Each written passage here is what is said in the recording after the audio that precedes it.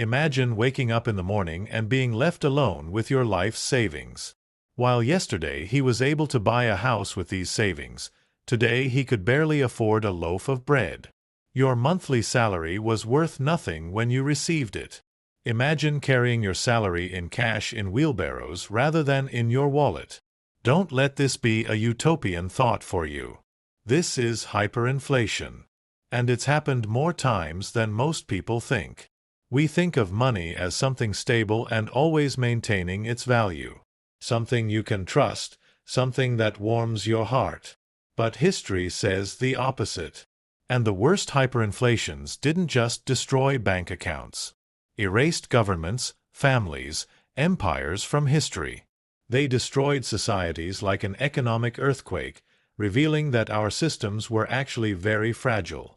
You will see exactly how the currencies of 5 countries turn into grains of sand. And what did it cost them? And as you listen, keep this in mind. Inflation is not something that gets loud at first. He comes in. He whispers. And by the time you realize this, it's too late to escape.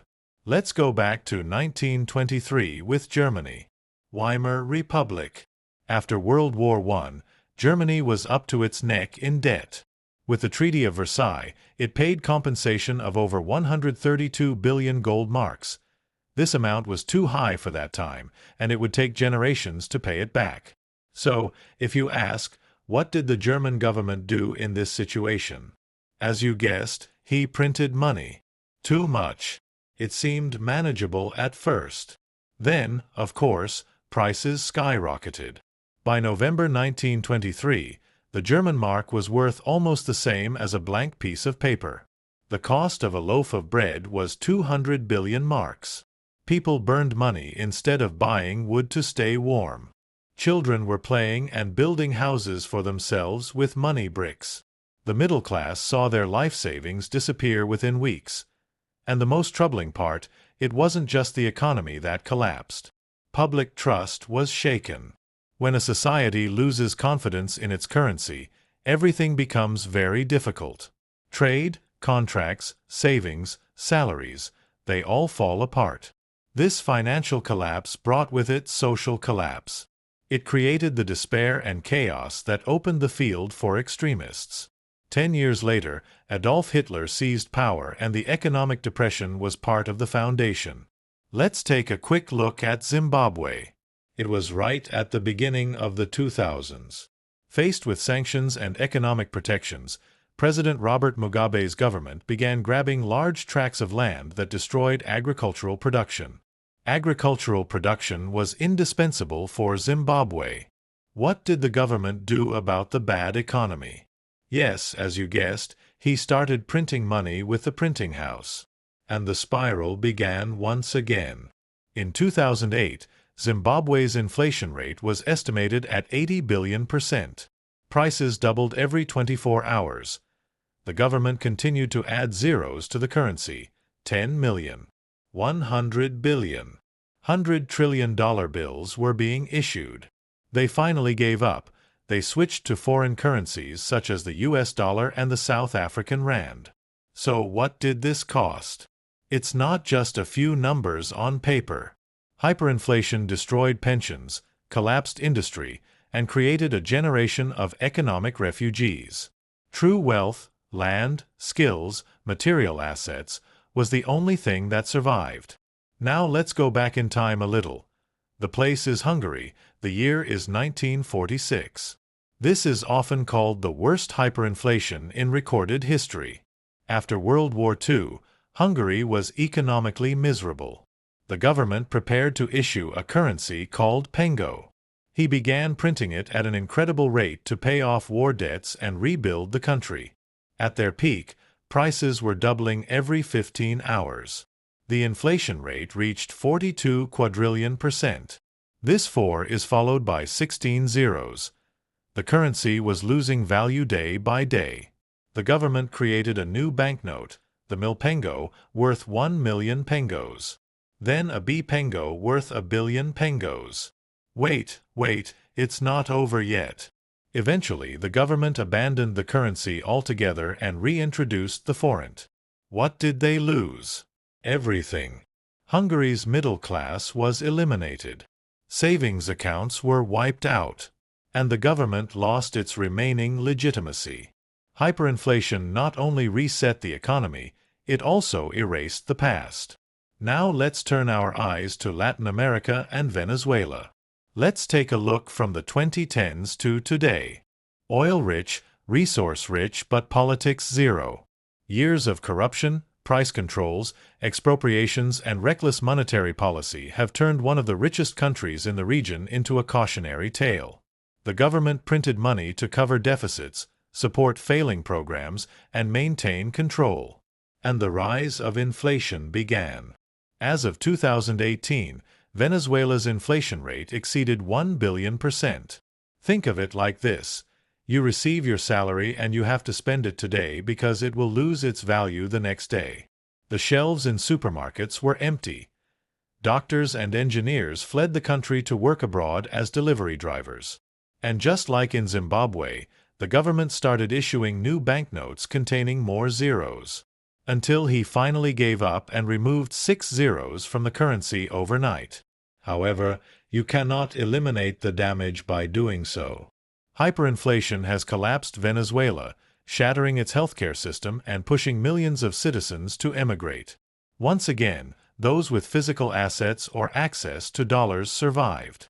Those who didn't, unfortunately didn't. And now we come to a more ambiguous situation. Yugoslavia, 1990s. Following the collapse of the Soviet bloc and the violent disintegration of the country, Yugoslavia's economy collapsed under the weight of war, sanctions, and mismanagement. In 1993, inflation reached 313 million% per month. Prices doubled every 2 days. To make things right, the government repeatedly created new currencies, each time erasing old savings. Citizens used German marks and US dollars to survive. Fiat currency has become a joke among people. It was only useful for lighting cigarettes or covering the windows of abandoned shops. And underneath it all, the pattern repeats. A government is facing a crisis. It prints money. Trust evaporates. The currency is collapsing. Society is falling apart. Different times, different places, but the same mistakes in all. You may be thinking, this is the past, we see the game, we are smarter now. We learned. We won't get to that point. But is it so? Today, global borrowings are at record levels. The United States alone has a national debt of more than $35 trillion, and it is growing every day. Central banks around the world have not hesitated to print trillions of dollars to support economies, suppress interest rates, and stimulate markets. And for a while it seemed to work. Inflation was tame. Growth continued. The system worked. Until it wasn't. Something changed in 2021 and 2022. After years of low inflation, prices began to rise rapidly. The pandemic, supply chain shocks, the war in Ukraine, energy surges, and yes, trillions of dollars of newly minted money have finally caught up. Suddenly, central banks were panicking about cracking down. Interest rates were raised with harsh blows. Markets were shaken. And ordinary people who could not benefit from the cheap money boom also began to feel this pressure. Rents for housing, a basic need, increased. Food prices have increased. But wages did not increase. And for the first time in decades, people started asking tough questions again. What is money? Who controls? What happens when trust is shaken? We are not yet in a time of hyperinflation. But there are many warnings, not only in terms of prices, but also in terms of mentality. The idea that printing money can solve structural problems, that we can borrow forever without consequences. Central banks will always come to our rescue. These are dangerous thoughts. The same thing that was done in Weimar Germany, Zimbabwe, and Venezuela. Never before has a global economy been so interconnected. IT has never been more debt-driven and dependent on central bank intervention.